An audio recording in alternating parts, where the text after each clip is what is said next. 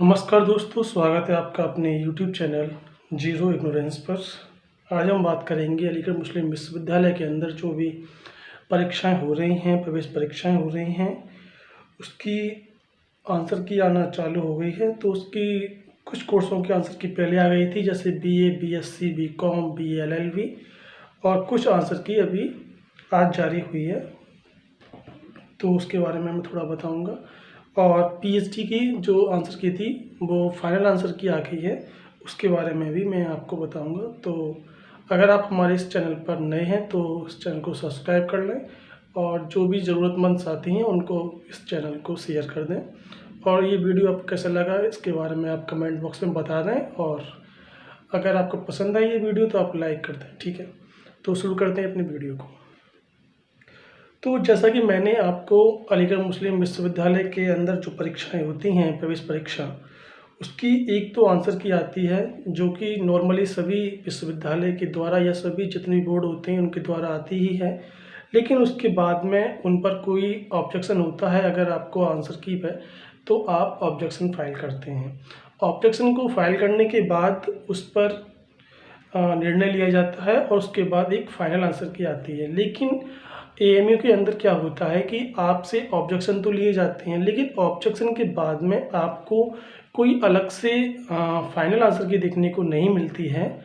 आपको केवल एक नोटिस के तौर पर देखने को मिलेगा। यदि आपके द्वारा या जो भी अभ्यर्थी ने आंसर की पर ऑब्जेक्शन किया है, जिस भी प्रश्न पर या जिस भी विकल्प पर, यदि उस विकल्प को या उस आपत्ति को कंसिडर किया गया है, या उसमें कोई चेंज किया गया है, या किसी क्वेश्चन को हटाया गया है, तो उससे संबंधित एक नोटिस AMU जारी कर देता है। और जो पहले आंसर की जारी होती है फर्स्ट टाइम, उसमें उस पर्टिकुलर क्वेश्चन को या पर्टिकुलर ऑप्शन को आप देख लें कि नोटिस में कौन से क्वेश्चन पर, कौन से ऑप्शन पर उन्होंने स्वीकार किया है कि हाँ इसमें गलती हुई थी। कोई अलग से PDF जारी नहीं होती है, केवल एक नोटिस आएगा। आपको उसी से देखना पड़ेगा कि यदि नोटिस में कुछ नहीं आता है या नोटिस ही नहीं आता है, तो उसका मतलब ये होता है कि जो पहले आंसर की जारी हुई थी वही आपकी फाइनल आंसर की है, और उसी के आधार पर आपका रिजल्ट तैयार होगा। इसी क्रम में मैं आपको बता दूं कि जो PhD के एडमिशन के लिए एग्ज़ाम हुआ था, PhD का सेशन थोड़ा लेट चल रहा है। PhD का जो टेस्ट हुआ है वो 2020-2021 सेशन के लिए हुआ है, जिसकी फर्स्ट आंसर की यानी सबसे पहले जो आंसर की आती है वो पहले ही जारी हो गई थी। अब उसके ऊपर जो आपत्तियां ली गई थी, आपत्तियों के बाद में एक फाइनल आंसर की जो मैं पहले कह चुका हूँ कि एक नोटिस आ गया है कि किस सेक्शन में या किस क्वेश्चन पर उन्होंने आपत्ति को स्वीकार किया है और उसमें बदलाव किया है। क्योंकि AMU के अंदर 13 फैकल्टीज़ हैं, और 13 फैकल्टीज़ में अलग अलग डिपार्टमेंट हैं, तो उन्होंने फैकल्टी वाइज और डिपार्टमेंट वाइज दो लिस्ट जारी कर दी है जिसमें इससे संबंधित नोटिस दिए हुए हैं। अगर हम बात करें PhD की आंसर के बारे में, तो PhD के अंदर 2 सेक्शन होते हैं एडमिशन टेस्ट में, फर्स्ट सेक्शन और सेकंड सेक्शन। फर्स्ट सेक्शन जो होता है वो आपका फैकल्टी वाइज बनता है, यानी एक पेपर पूरी फैकल्टी के लिए बनाया जाता है। जैसे सपोज कीजिए आर्ट्स फैकल्टी का है, तो आर्ट्स फैकल्टी के अंदर जितने भी विषय हैं PhD की, उसके लिए फर्स्ट सेक्शन सेम रहेगा।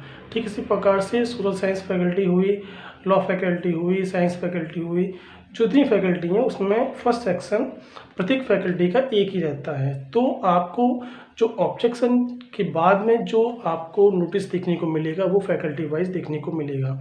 यहाँ पर मैं आपको एक बात क्लियर कर दूँ कि जो भी आंसर की के संबंध में जो नोटिस आया है, उसमें आर्ट्स फैकल्टी के PhD एडमिशन टेस्ट में फर्स्ट सेक्शन में कोई भी त्रुटि नहीं पाई गई है, या हम कहें कि कोई भी आपत्ति स्वीकार नहीं की गई है, यानी आपत्ति करने लायक कोई भी क्वेश्चन या कोई भी विकल्प नहीं था।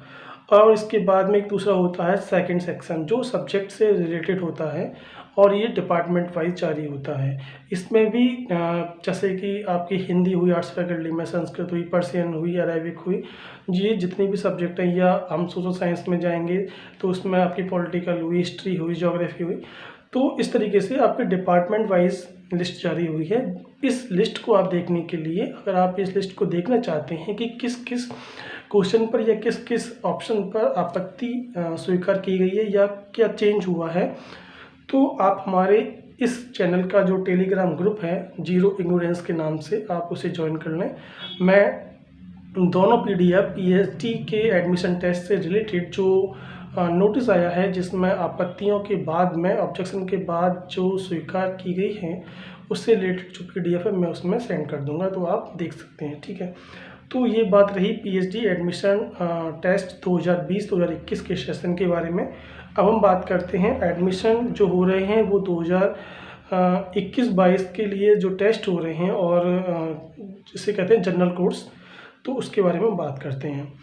एडमिशन टेस्ट 2021-2022 के लिए जनरल कोर्स में जो BA BSc BCom BA LLB से संबंधित जो कोर्स थे, उनकी आंसर की पहले जारी हो चुकी है। उस पर ऑब्जेक्शन के लिए भी समय दिया गया था और संभवतः जितने भी अभ्यर्थियों ने एग्ज़ाम दिया है, अगर इनको लगता है कि किसी क्वेश्चन में कोई त्रुटि है तो उन्होंने आपत्ति दर्ज की होगी।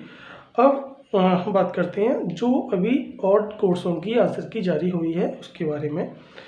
तो हम आपको बता दें कि आंसर की जो जारी हुई है वो हुई है आपकी MBA B.Ed MA mass communication, और +2 की हुई है कॉमर्स की, आर्ट्स की, साइंस की, और साइंस में ही होती है डिप्लोमा इन इंजीनियरिंग की, MSc biotechnology, LLM, MCA, paramedical courses, इनकी जो है आंसर की जारी हो गई है।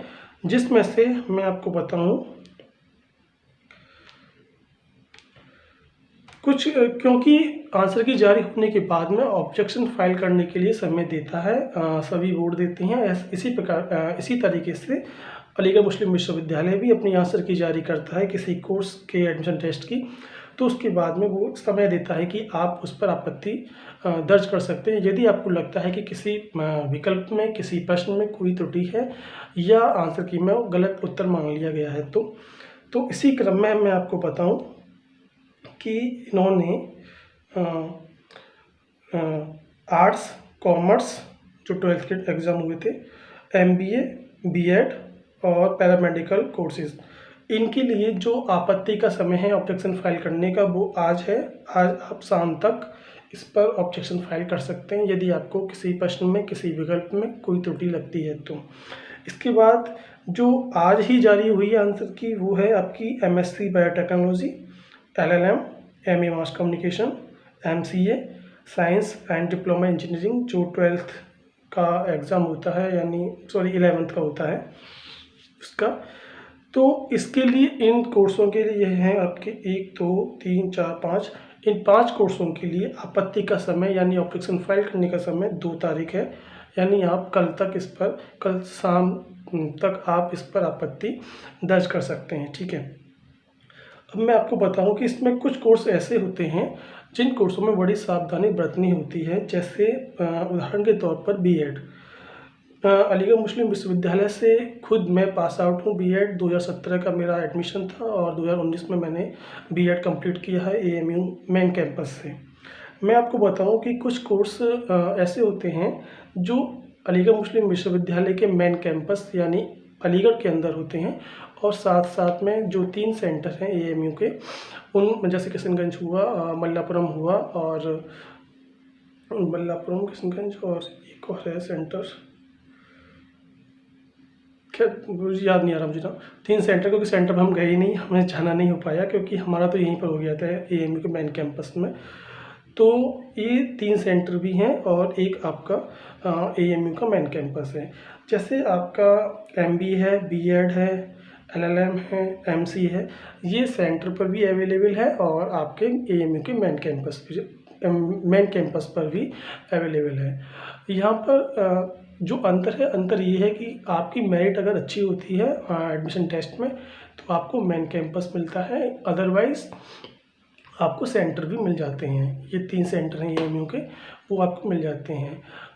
AMU के मेन कैंपस में वेटिंग जो चांस मेमो होती है वो क्लियर थोड़ा कम होती है, सेंटर पे ज़्यादा हो जाती है, क्योंकि बहुत से लड़के जाना पसंद नहीं करते हैं या और भी कोई प्रॉब्लम होती है उनके साथ, तो सेंटर पर ज़्यादा क्लियर हो जाती है चांस मेमो as compare to main campus.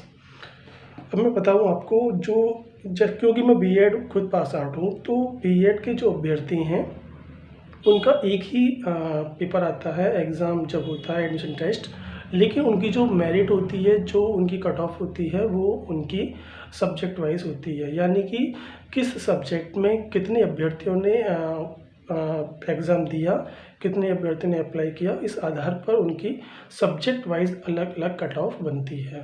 उदाहरण के तौर पर यदि कोई अभ्यर्थी हिंदी से बीएड कर रहा है, एग्ज़ाम दिया है, तो उसकी जो कट ऑफ है वो हिंदी की अलग बनेगी। ऐसे ही किसी ने दिया है आपका पॉलिटिकल साइंस है, तो पॉलिटिकल साइंस की अलग बनेगी, हिस्ट्री की अलग, उर्दू की, अरेबिक की, फ़ारसी की, पर्सियन की, संस्कृत की, इनकी सबकी अलग अलग बनती है।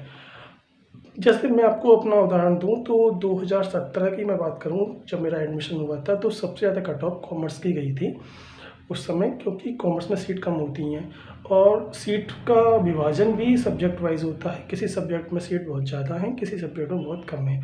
उदाहरण के तौर पर एएमयू से अगर कोई स्टूडेंट बीएड संस्कृत से करता है, तो उसमें केवल 2 सीटें हैं। इसी प्रकार से उर्दू में अच्छी सीटें हैं, हिंदी में अच्छी सीटें हैं, और कुछ सब्जेक्ट ऐसे हैं जो केवल एएमयू के मेन कैंपस में होती हैं, और यानी एएमयू के मेन कैंपस से बीएड होता है उन सब्जेक्ट में, और कुछ ऐसी हैं जिनका सेंटर भी अवेलेबल है और एएमयू का मेन कैंपस तो है ही है। ठीक है, तो क्योंकि मुझे सबसे ज़्यादा जानकारी बीएड की है, क्योंकि मैं खुद पास आउट हूँ, तो जो भी बीएड के अभ्यर्थी हैं वो अपना टीचिंग सब्जेक्ट्स वगैरह चूज़ करने से पहले यदि उनको कोई परेशानी हो रही है, तो आप इस वीडियो के कमेंट बॉक्स में बता दें, या फिर वो हमारा टेलीग्राम ग्रुप है उसको ज्वाइन कर लें, तो आगे चल के आपको कोई परेशानी ना हो। क्योंकि बीएड करने के बाद में मोस्टली सभी अध्यापक शिक्षक पात्रता परीक्षा या फिर टीजीटी पीजीटी के अध्यापक बनने के लिए अप्लाई करते हैं, जब वहाँ पर उनको परेशानी आती है यदि वो सब्जेक्ट कॉम्बिनेशन वगैरह गलत चूज़ कर लेते हैं किसी कारणवश, तो ऐसा उनके साथ ना हो, इसलिए मैं ये बता रहा हूँ। ठीक है, तो आज के लिए बस इतना ही था कि मैंने आपको ये बताना था कि कुछ कोर्स की आंसर की जारी हो गई है, कुछ कोर्सों की फाइनल आंसर की आ गई है, जैसे आपकी पीएचडी, और इनकी कब कब ऑब्जेक्शन फाइल करने की लास्ट डेट है, ये भी मैंने आपको बता दिया है। अब इनके बाद में, क्योंकि एएमयू के अंदर टेस्ट हो रहे हैं, जल्दी जल्दी टेस्ट हो रहे हैं और उसके आंसर की भी जारी हो रही हैं, तो संभवतः रिजल्ट भी जल्दी ही आएंगे, और रिज़ल्ट आएंगे तो उसके बाद में क्या क्या डॉक्यूमेंट्स चाहिए आपको एडमिशन के टाइम पर, या आपको डॉक्यूमेंट्स कैसे कैसे आपका बनवाना है, जैसे आपका एफिडेविट बनते हैं 2 एडमिशन के टाइम पर, तो उसके बारे में मैं आपको बताता रहूँगा। बस आपको करना ये है कि आपको हमारे चैनल को सब्सक्राइब करना है, इसे शेयर करना है ज़्यादा से ज़्यादा, और इस वीडियो को लाइक करना है, और जो भी आपको डाउट संदेह हो रहा है वो आप कमेंट बॉक्स में बता दें, और हमारे चैनल के साथ जुड़े रहें।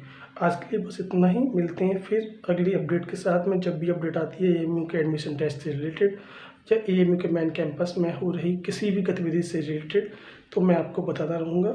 आज के लिए इतना ही, आप खुश रहें, स्वस्थ रहें, और देखते रहें हमारे इस यूट्यूब चैनल को जिसका नाम है जीरो इग्नोरेंस। Thank you.